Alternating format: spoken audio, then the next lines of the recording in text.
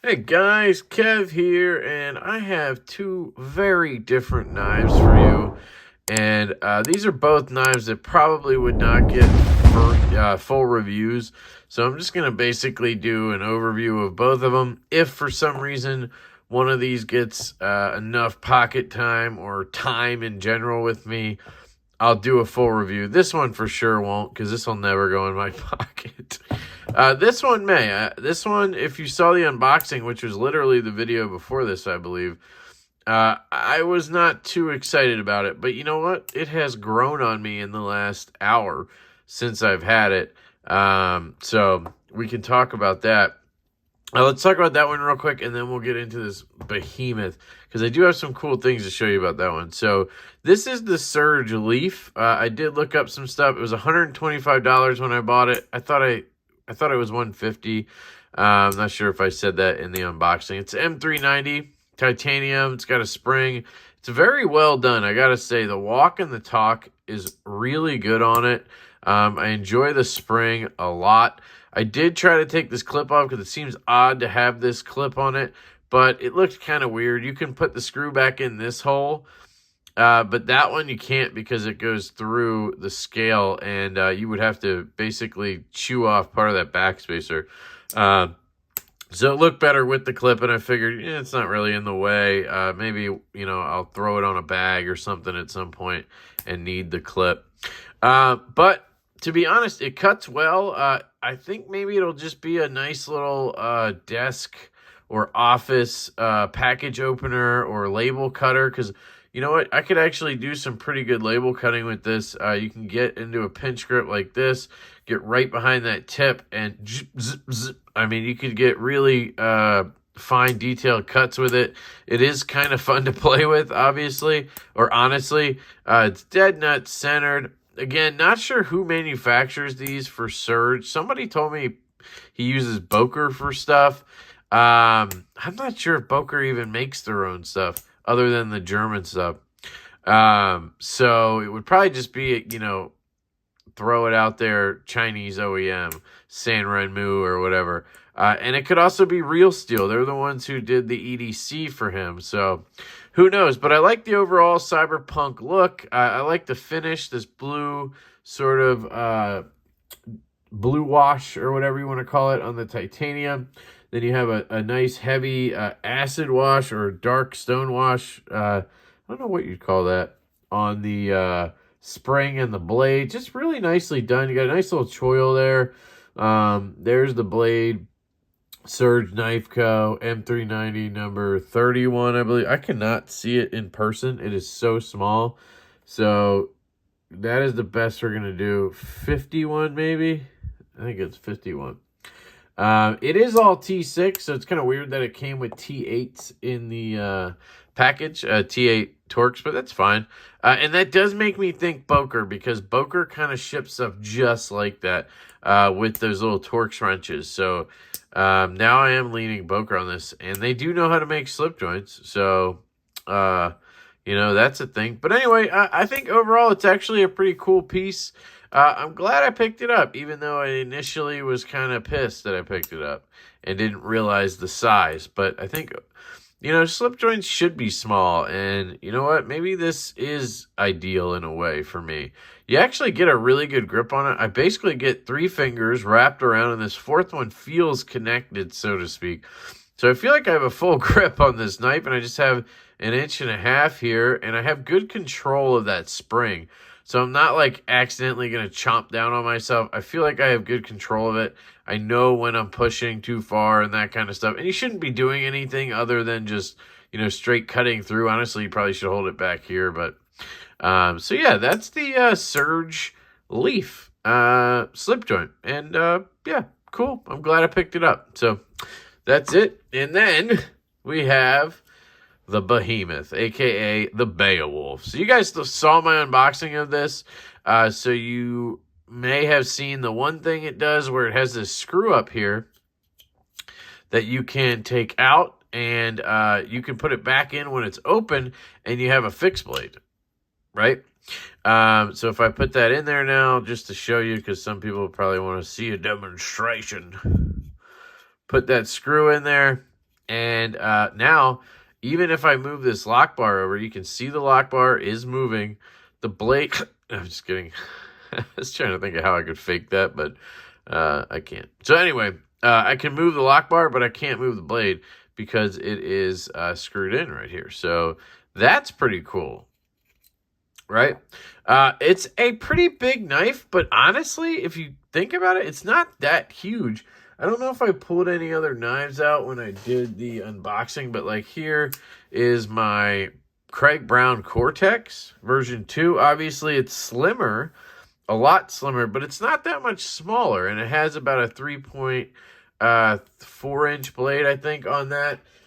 We have the read the wrong one. We have the Vero Axon that we all know is 3.5 inches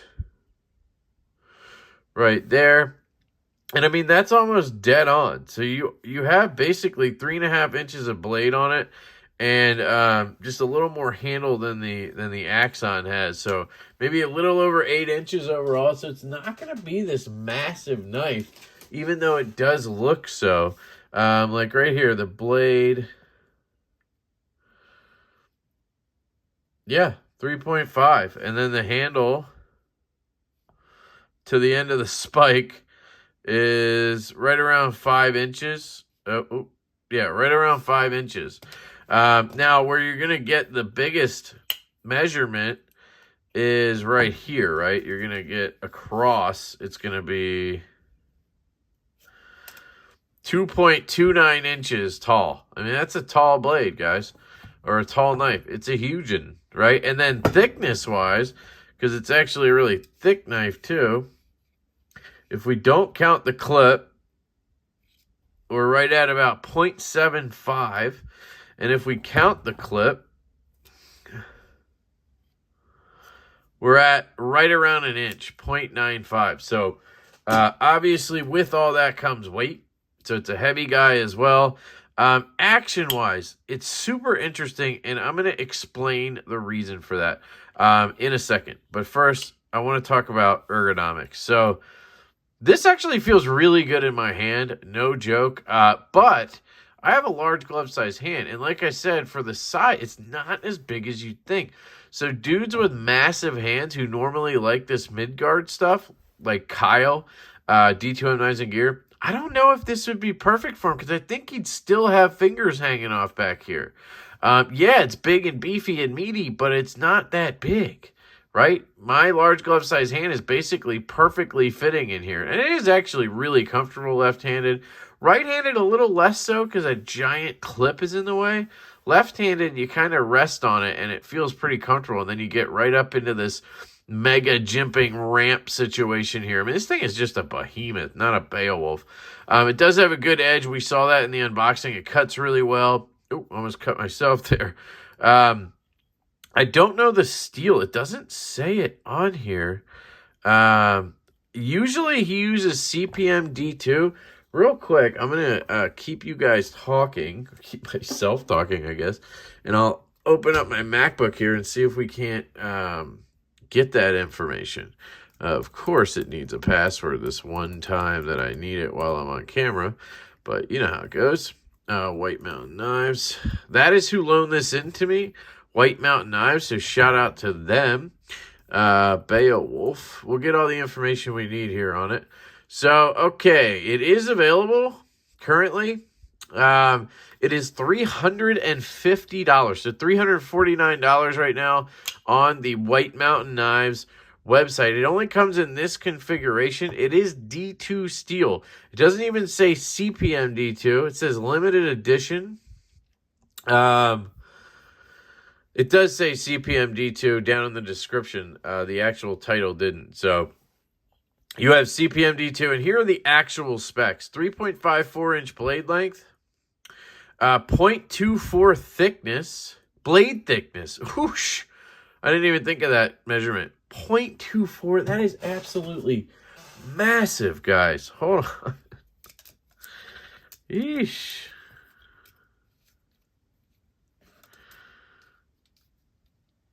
Yeah, 0.24. Holy cow. So you have 0.24 blade thickness, 0.75 handle thickness, Blade height, 2 inches at the thickest most point. 8.37 overall. You have drop shut action.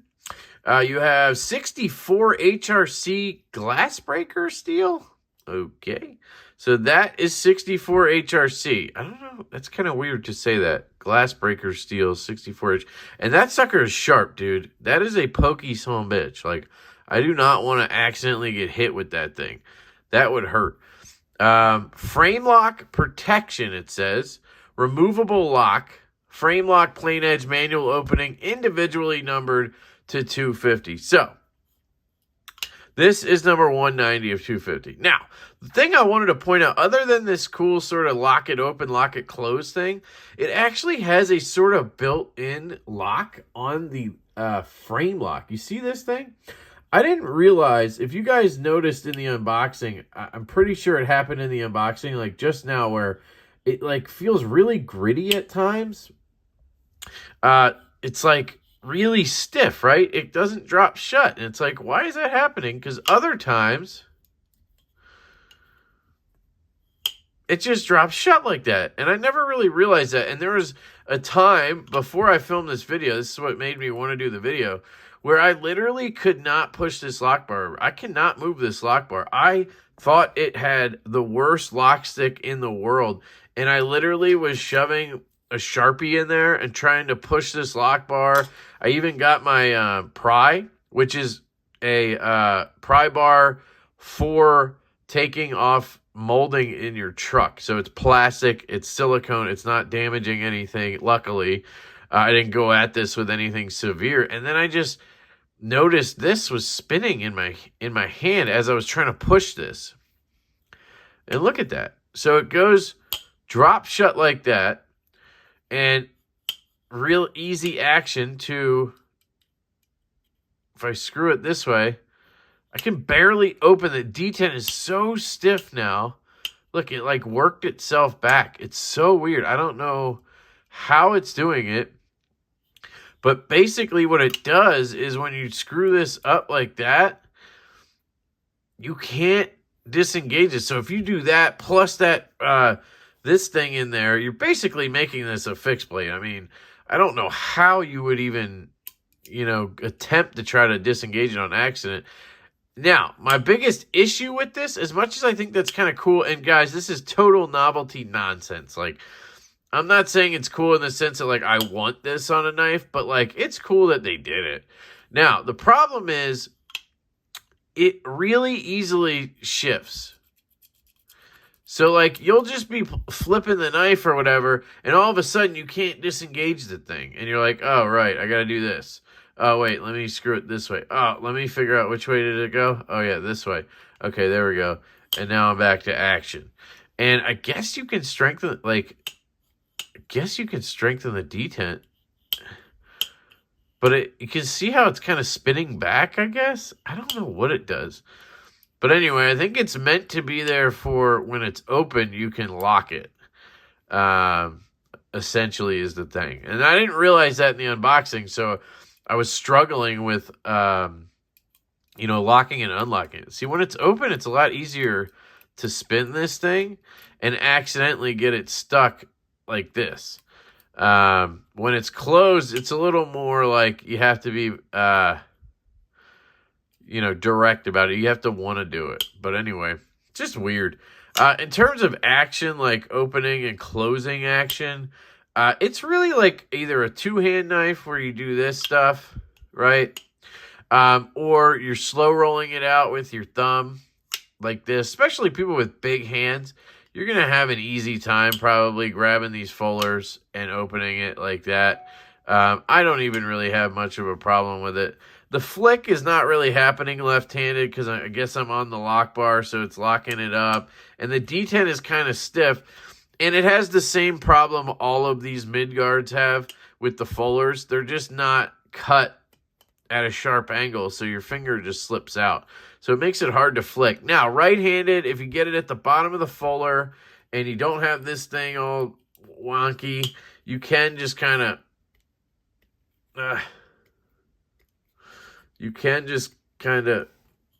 Do I have it locked up or something? I was doing it earlier. I can't do it now. I was flicking it out earlier. So yeah, I mean, you're pretty much left with a thumb roll. I swear I was doing it earlier. I don't know. Am I on the lock bar? I must be on the lock bar. Yeah, it's just awkward. Like trying to get in a spot where you're not on the lock bar. There, got it. So I don't know. It's just not my jam. And now look, now it's locked up because this got spun the wrong way. There we go. So it's just not fun, in my opinion. And it's not meant to be, right? This is meant to be a, I guess, tool. So it can go through either side. Oh, no, it has to go... What? No, you don't want to go through that way because then you want to put it through this side and then tighten it down, yeah. So basically it's a novelty, guys. I mean, does anybody really need a knife that locks closed and open, turns into a fixed blade that weighs 1,000,000 pounds? Like, just get a axe or, you know, get something. I don't know. This is just crazy. But for people who love his stuff, I believe his name is Dieter. Is it Dirk or Dieter? I can't remember. I think it's Dirk, maybe. Fellow German. Really happy that his company is doing well and people are really loving Midgaards.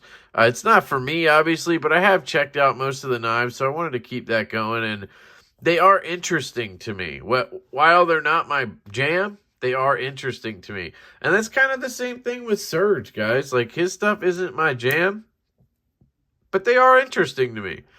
This one is actually kind of cool to me. So, but like the EDC, that was an interesting knife, just not something I want in my collection, right? So there you go. That's two completely different knives. You have a sort of micro slip joint and a massive folding fixed blade, essentially. That's a, you know, conundrum there, or whatever you want to call it. But that's what it is. So there you go. Let me know what you guys think in the comments. Are you into the leaf slip joint here? Is this your kind of thing? Would you use the pocket clip? Because, I don't know, I just don't see myself using that. And I'd really like to hear from the guys who would carry this. Would you carry this thing? Would anybody carry this as an EDC, like, every day? That would just be absolutely insane. The thing weighs like 10 ounces. And it's super just thick. And I don't know, man. Just crazy. It'd just be obnoxious to carry this every day. So that's it, guys. Thank you for watching. I absolutely love you all. I hope you have a fantastic day, and I will catch you later.